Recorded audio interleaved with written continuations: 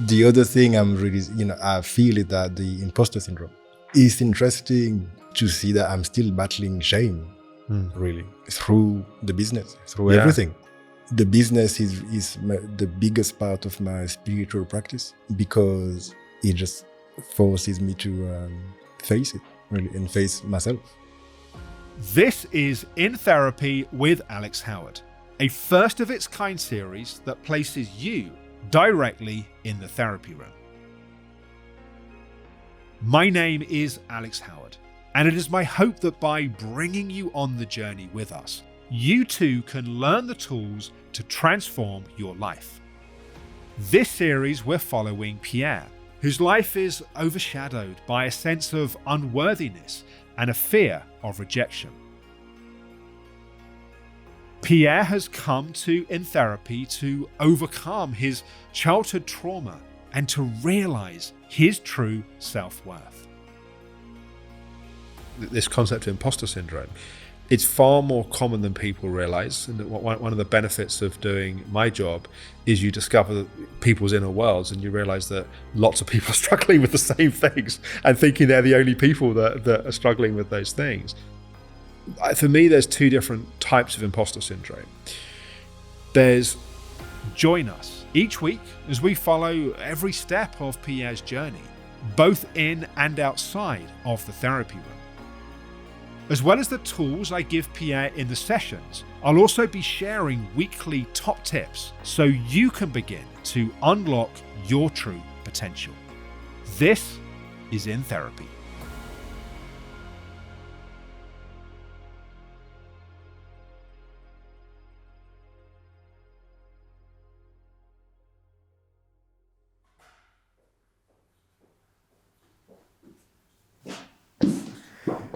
Good afternoon, Pierre. How are you doing?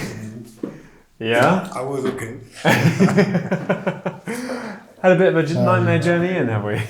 I think I jinxed it. You jinxed it. How come? Well, I said, it looks like I'm going to be on time. On time. Famous last words. Always the way. Well, you're here. That's the most important thing. Better late than ever. Well, Jeremiah's made you a hot coffee, so at least there's that. Thank you. Something to warm your hands. Yeah. Yeah, how have things been with you over the last? Because I guess we saw you last Tuesday. Was it? Yeah, so it's been just over a week. So how has that been? Yeah, it's been good. Been good. I had like a flash of that, that day when I was beaten up by my mother, and it was really weird because I really saw myself bracing for impact. And then I was like hit by a wave of sadness. Interesting. And then it just left. It just, it felt like, that exercise I did with Alex when, the sort of vessel was being filled up. Then it was the reverse process. So that sort of sadness just left my body. Wow, okay. That's good. Yeah. Good stuff. Good stuff. Does it feel like things are starting to move? Yeah, I think so, yeah. For example, since I can't, maybe 2 or 3 weeks, like my shoulders are always tense and now they're a lot less. So, that's a tangible change, really. Yeah. I made a mistake yesterday with the business and, instead of, really berating myself, I just, let me just do what I can, be honest about it and just, carry on. Everything went well. Really. So, because before, I would procrastinate, really, whereas now I feel like I've dealt with it. So that's a big improvement. A key area that Pierre and I have been working on is his feelings of low self-worth and a fear of rejection. And this stems from how he was treated by his parents in childhood. We've previously addressed how this presents in his personal life, but I'm interested to know more about how it shows up in his work life. Pierre runs a gay clothing brand, which he has put a lot of his own personality into, and is looking for investment to move his business to the next level. It's here that we pick up today's session. So the fear is the fear of rejection, the fear that you could pitch the idea and someone could say, well, I don't think it's very good, or I'm not interested, or whatever. What's the fear of what that would mean or how that would make you feel? Well, the other thing I'm really, I feel is that the imposter syndrome, because even though, as grateful as I am to run my business and all of that, I still don't really feel like I'm a company director. So, yeah. So, but, once again, it's all in my head, it's just that I imagine that all company directors know exactly what they're doing. Oh, they do? They have a clear, they have a clear 3-year plan and all of that. When that's not my case at all. So I know what I want, what I want to achieve, but it's not broken down yet in 3 years time before, the next 3 years or 5 years or whatever. But I guess that's part of what you're working on with your mentor, right? Yeah. So to get that in place. Yeah. Because of course the reality of once you have that pitch deck in place of going out and raising investment is that you are going to get rejected. Sorry to be the bearer of bad news, or to confirm what your inner critic is telling you. You're not going to get rejected by everyone, but you are going to get rejected by some people. And it's almost like the faster you can normalize to the feeling of rejection, the easier then the process becomes. It's the same thing of going out and, going for job interviews or looking for a romantic partner, or anything where we're looking to build a relationship. There's almost a guarantee that if we've got a high standard of what we want, when it's not going to be a fit and it's not going to be a connection for everyone that we talk to. Yeah. So it's not conflating someone else's assessment of whether something's a fit for them with your self-worth and your value as a person. Yeah. I think the focusing on my actions rather than the outcome, really, I think that would be a big thing. Say really. more.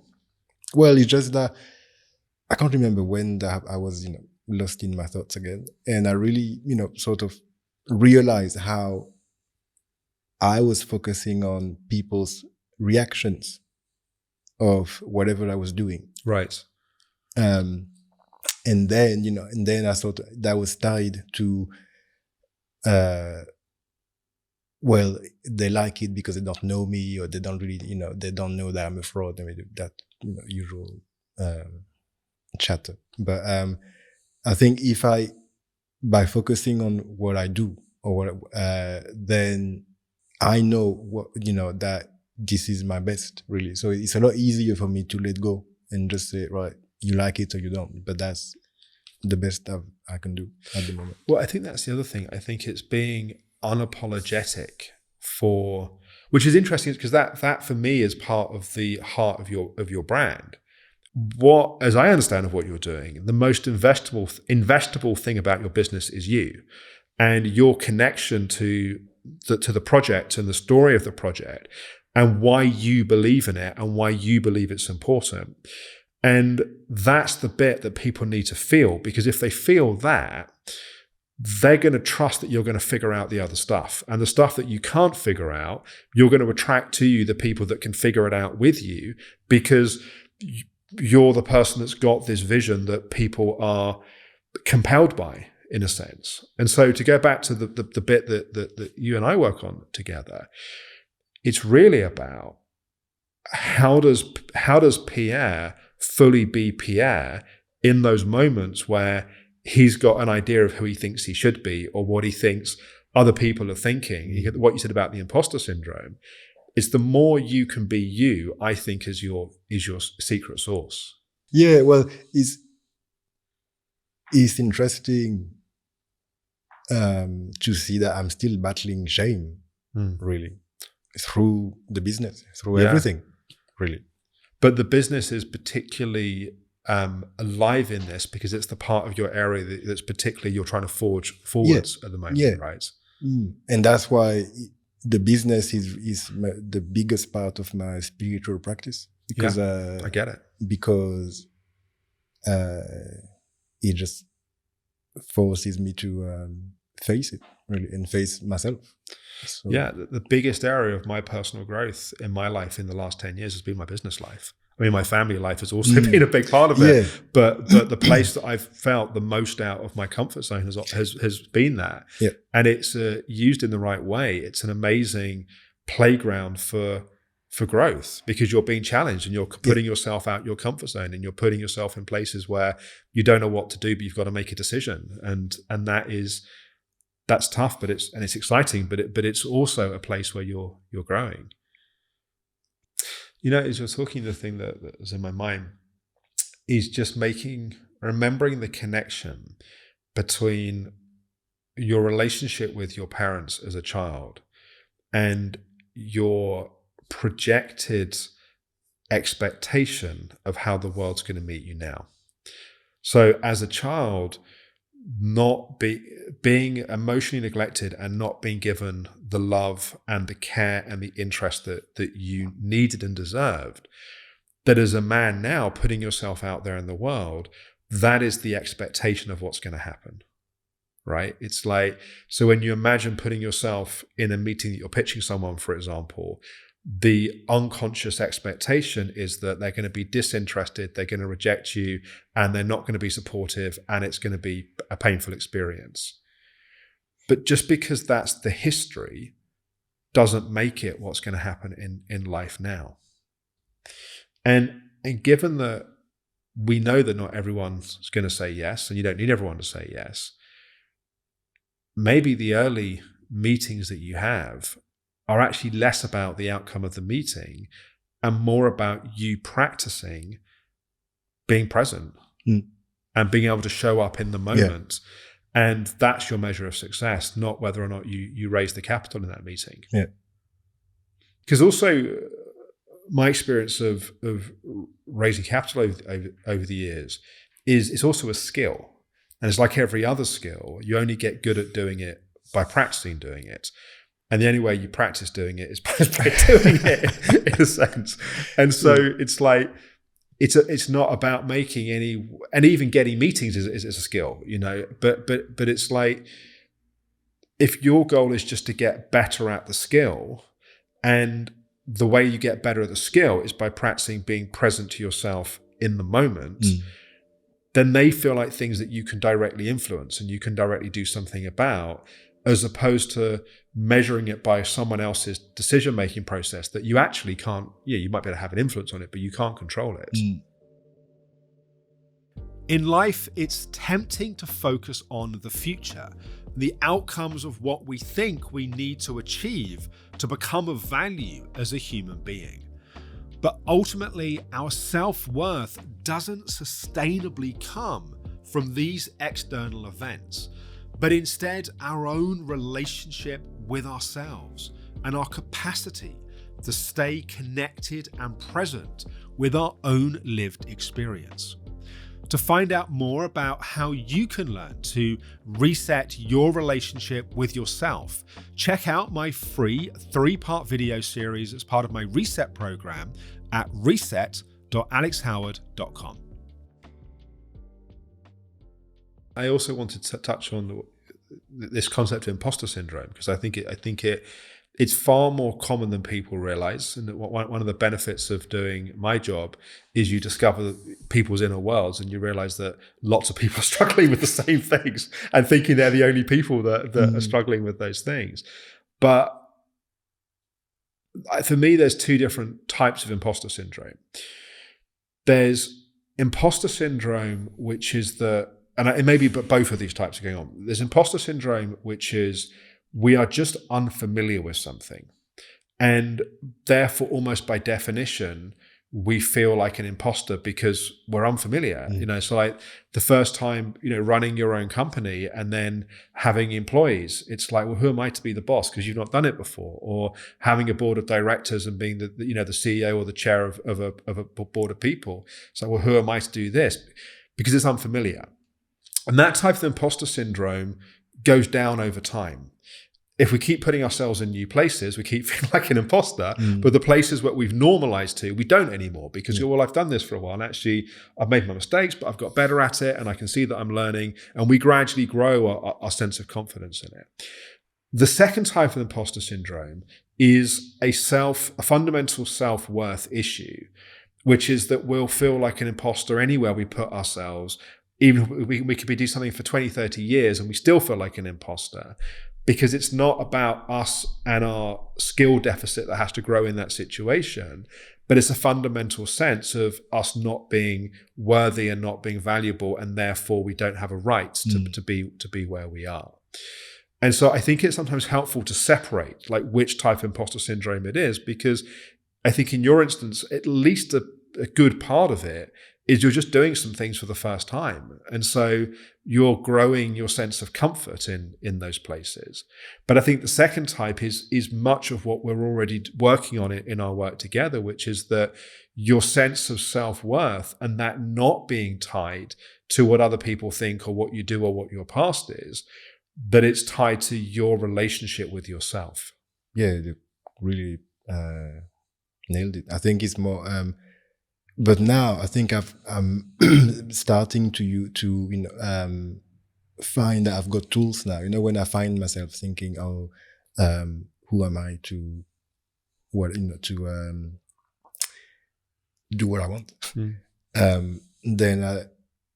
Then I can sort of talk back to that thought and just think, well, that's what everybody does. Yeah. You didn't wait for somebody to give you permission to launch your business. So why would I? Yeah. Or singers or whatever, they don't wait for somebody's permission to release songs. So I just do it. Really. Yeah. So so that's what I meant. But we're all in the same boat. As in, we've got ideas and we just try to make them work. Yeah, and it's not like going back to the point earlier around thinking, we have to have like the most grandiose kind of plan. It's like I remember watching an interview with Ed Sheeran, and his goal was he'd made it if he could sell Brixton Academy, which is like a couple of thousand people, and like that was always the dream and the goal. And then it's like go from selling Brixton Academy to selling out stadiums around the world for 3-year-long tours. It's like that wasn't that was too absurd to have that as a dream. It was just like I just want to sell the venue that that he liked to go and watch his favorite artists at. And who knows what your business is going to become. Maybe it becomes an international clothing brand, or maybe it becomes a well-loved boutique business that has a really loyal customer base. But I don't think that's even the point. I think the point is how you show up in it, and what your relationship with yourself is in that process. Yeah, I really thought. I think it was last month that I was telling my best friend, I think my lesson right now is to just allow myself to do what I want without throwing spanners in my own wheels. And regardless of what I do, whether it's a clothing brand, whether it's, whatever, that's not the point. Yeah. Really. The point is that I allow myself to express myself without that toxic shame of because it comes from me is shit. And that's the bit that you can change. Yeah, wow. And that's the bit you are changing, right? I hope so. I hope so too. So I feel like the place to put the spotlight, which would be over the coming weeks that would be helpful, is to look at how your inner critic's part of it. I think it's the primary part of it, but there's probably other aspects related to it. But how that judgmental voice is telling you that you can't do it, or that you don't have what it takes, or that you don't deserve it, or that people are not interested, like whatever the story is, to see that story. Because if you can see it, you don't have to be it. If you can recognize, okay, that's the story that my inner critic is telling me. But just because it's telling me a story doesn't make the story true. Yeah. It's just a story that it's telling. So getting real clarity and awareness of all of that stuff that it's telling you, not to amplify it, but actually to do the opposite, like to see it, therefore to get some distance from it. So I feel like a good homework assignment would be to spend some time I think you can do it proactively and reactively. So proactively, taking some time each day to write down the ways that, maybe towards the end of the day, the ways that you've attacked yourself or told yourself you couldn't do it.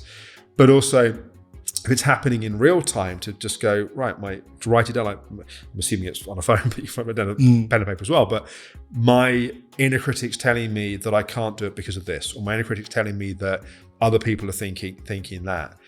So to just, in a sense, to break the power that your inner critic has by just making yourself super aware of what's going on.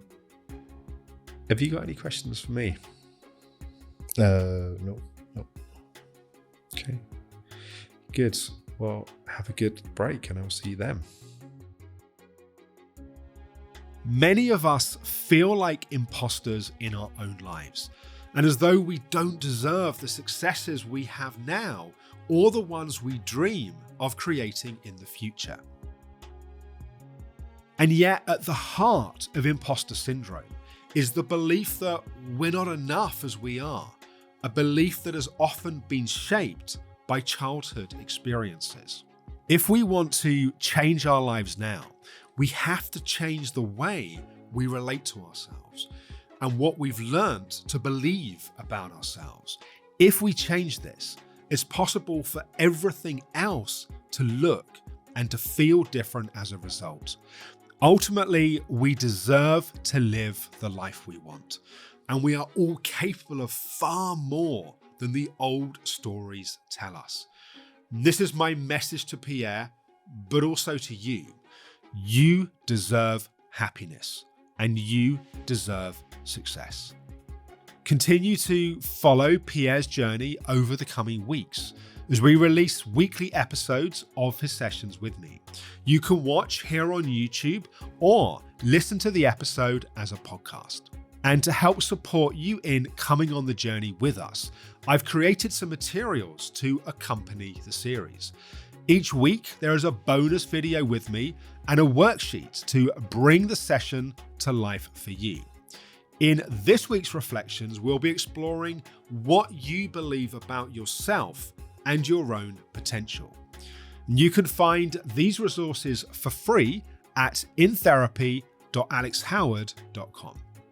Here's what's coming up next week. There's an inner critic attack of yourself saying you're not good enough, you can't do it, you won't be able to, you don't be able to achieve that.